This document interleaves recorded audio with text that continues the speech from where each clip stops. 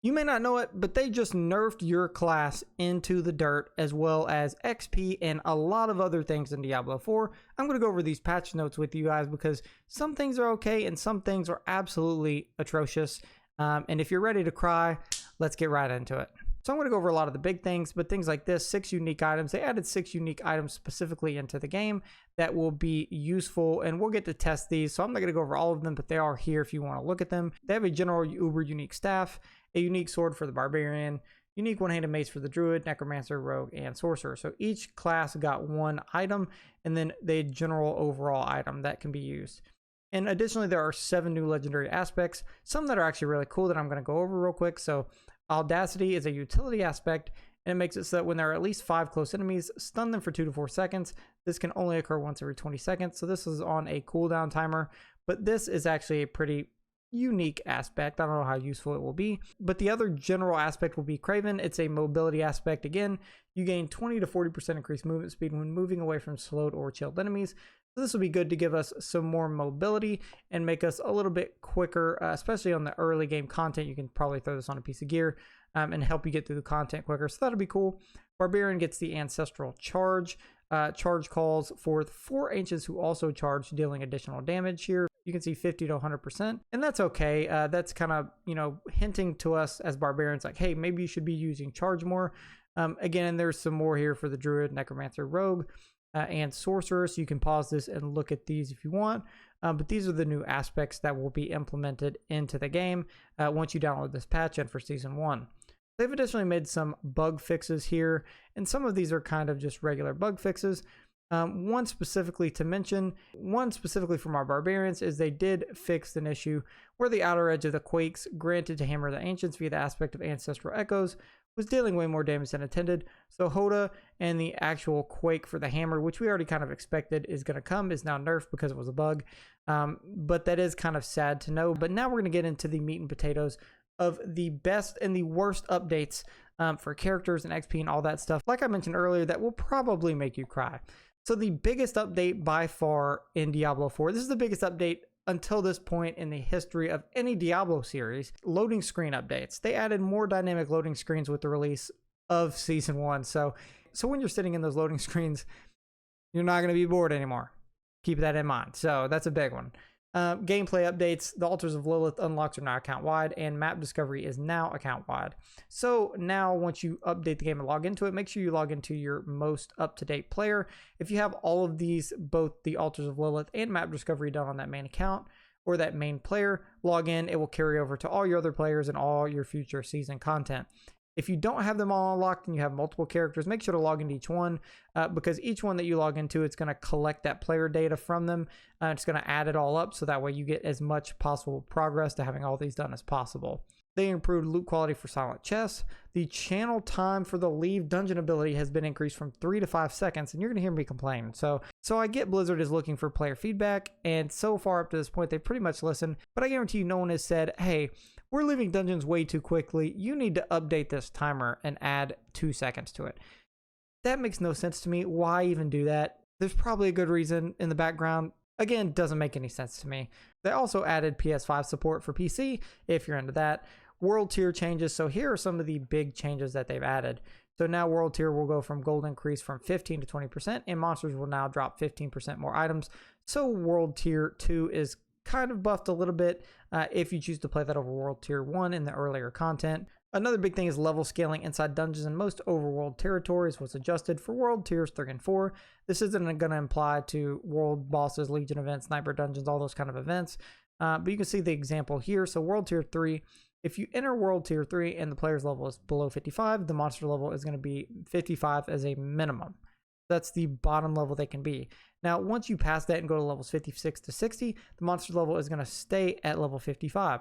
And then once you get to level 61, 62, the monster's level is going to creep up by 1. So it's always going to be 5 levels less than your current level. I mean, I don't necessarily like that change because if this goes along with the old XP system, that means you're going to be getting a lot less XP for doing this actual content because monsters are going to be 5 levels below you.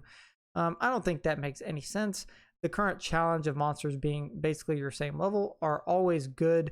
And why they would do that to make it, like easy feeling like that, I have no idea. Maybe they want you to feel more powerful than you actually are, but regardless, I don't like that change, and they do the same thing for World Tier 4, so the level scaling will be different. Experience. Now, this is a huge adjustment, and this alone will make you put your head down and cry in your pillow at night. So reward experience for completing Whispers in World Tiers 3 and 4 have been significantly increased. Just kidding, that's not the one I'm talking about. We are adjusting bonus experience rewards for killing monsters that are a higher level than the player. So for the current preseason or before this patch, the following XP bonuses were enacted. So 1 level higher, you get 15, 20, and 25% for fighting an enemy 3 levels higher than you. If you fought an enemy 3 levels or higher, you get that 25% bonus XP. Now, post-season, or now that this patch has been implemented and into Season 1, you're going to get 1.5% bonus per level up to 10 levels. So you can see the bonuses here. So if you fight an enemy that's 1 level above you, you get plus 1.5% XP bonus. And if you find an enemy that's 10 levels, you get plus 15% XP bonus. And whether or not we think these old values were too high, now if you find an enemy plus 10 levels higher than you, you're going to get 15% bonus XP, versus before, if you fought an enemy 1 level higher than you, you got a 15% XP bonus. Again, whether we think these numbers are too out of control, they just nerfed this bonus XP gain by like 10 times. Like, it's pretty horrible. And now it's going to take us even much longer to hit higher levels, level up, etc. And they're just keeping us in the game longer than needed, in my opinion. Absolutely hate this change. And hate is a strong word, but I'm going to use it here. So I'm not a fan. I don't think grinding more for each character solves any problems, and I think it just turns away even more of the player base.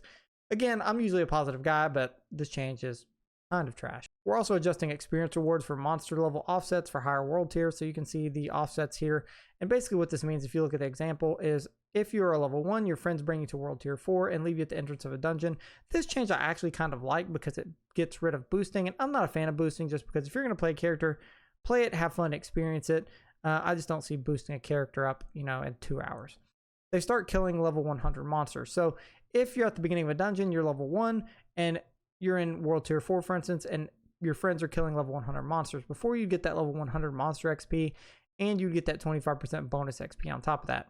Now, if you're level 1, with the current caps on World Tier 4, you can only get a maximum of up to plus 10 to the level monster XP that you get. So if you're level 1, you can only get level 11 monster XP. So for instance, also if you're level 20, that means no matter what monster levels you're fighting, if your friends in the party are fighting them, whatever, if you're level 20, you can only get level 30 monster XP times the bonus percentage, which is going to make it much harder to boost and almost gets rid of that entire boosting method with this XP change. So I actually do kind of like this because it makes you experience the character and level up the character and build them how you would need to. But this was a huge change in general, so this completely gets rid of boosting. Now, one of the worst changes I may have seen ever that no one asked for is the Tortured Gift of Mysteries chests are the good Helltide chests, and they increased the cost of them from 175 to 250 cinders because 175 just, I guess, clearly wasn't enough. The most boring and monotonous task of having to do Helltides, they decided that they're going to up that cinder count to make it take even longer than before.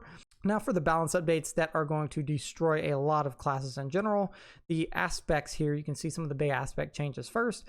Aspect of Disobedience max stacks are reduced from 160, reducing maximum bonus armor percentage from 25 to 50%, and now it's going to be 15 to 30%, so we're getting a lot less armor for that, and that was our main aspect, to be able to run higher tier content. So now that we have less armor, I'm sure we're going to get one hit even more often. I don't like this change at all. It's already hard enough to do higher tier nightmare dungeons. A lot of players in general are already struggling with that. A lot of players in the masses are already struggling with that. I get some of you can do 100 tiers, no problem with your build, but a lot of players can't. And for that, this change is going to be pretty significant because it reduces our armor quite a lot. Aspect of Retribution damage bonus to stun reduced from 20 to 40% to 10 to 20%, cutting that in half. So any actual build taking advantage of stunned enemies or stunned enemy damage is going to suffer pretty dramatically from that change. Again, another nerf to Hoda. It just feels so bad, man. Exploiter's aspect bonus damage to Unstoppable reduced from 20 to 50% to 24 to 40%. Now some item changes that were made, and big ones to note are drop rate adjustments. So they increased the bonus to drop ancestral and sacred items in nightmare dungeons from 5 to 10%. They increased the chance to drop an extra equipment item from elite monsters in nightmare dungeons and Helltide by 10%. Nightmare dungeons also have a 50% chance to drop a second legendary item upon completion, and nightmare dungeons now give 3 rare items upon completions, up from 1. That's a decent change, and okay, we'll take that. But so monsters, increase monster HP scaling from 85 to 100%. Bonus per extra player in a party. So now monsters are going to be even harder and have even more HP, and you're going to see why that's bad here in a second when we scroll down and I show you how bad they've nerfed all of your classes. So one thing to note about item affixes, they're increasing the availability of these below affixes right here, these 5, and these are going to be seen across much more different items and different builds in a little bit more mass to kind of encourage them to be used. So the core stat bonus on weapons has been overperforming according to the Blizzard devs, meaning these specific core stat bonuses are now going to be significantly nerfed.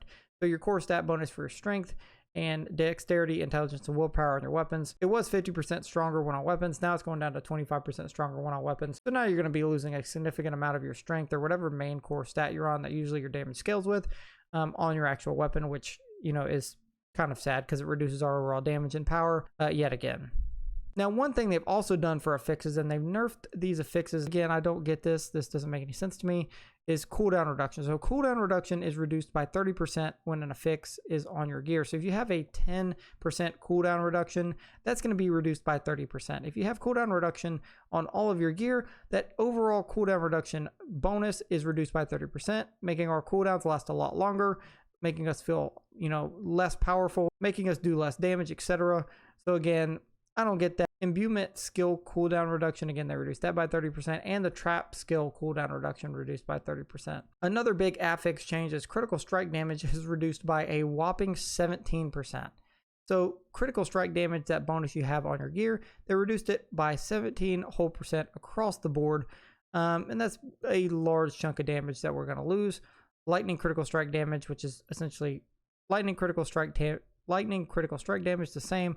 Critical strike damage with other skills like this, reduced by 17%. And then vulnerable damage reduced by 40% overall, meaning you are going to lose a massive amount of overall damage on vulnerable enemies, essentially 40% worth of damage, which is just insane. And right now, builds do have to run vulnerable damage to feel kind of powerful, and I see why they reduced it, because it was almost mandatory to have on every single build, but still 40% that's a lot of damage loss. So they basically just wiped out our damage by like 50% probably, or 70% maybe, even with all of these affixes changes. And we're not done. Remember, cooldown reduction inherent on offhands reduced by 35%, crit damage inherent on swords reduced by 50%, and vulnerable damage inherent on crossbows for you rogues reduced by 65%. I gotta get ready for this one. They have just destroyed the damage of everyone. They've destroyed it. I mean, it's been destroyed. So with these changes, I mean, like I said, it bumps down your actual damage. So here are some overall changes, and I'm not going to go over all these because we'll be here all day.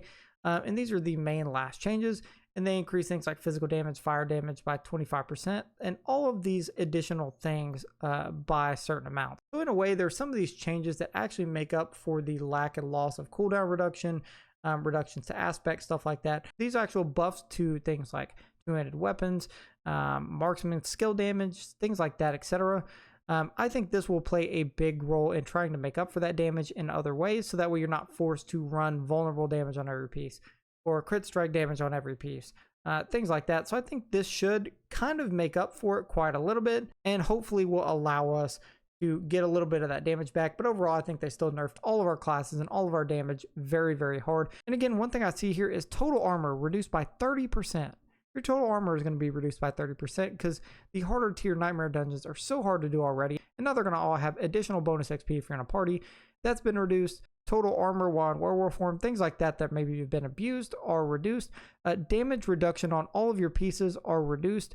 So now you're going to be taking even more damage with enemies that have even more health, with you having even less armor and even less damage output.